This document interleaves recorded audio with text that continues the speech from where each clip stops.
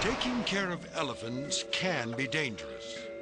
There's many ways to get injured by an elephant, getting stepped on or crushed. Sometimes they can swat at you with their trunks, but there's certain precautions we take as professionals. But not everyone is a professional. At a zoo in Mexico, a daydreaming worker sweeps out the elephant pen. But he ignores the first rule of elephant care. Watch your back. Or at least watch the elephant's back. Now he's packed into a pachyderm.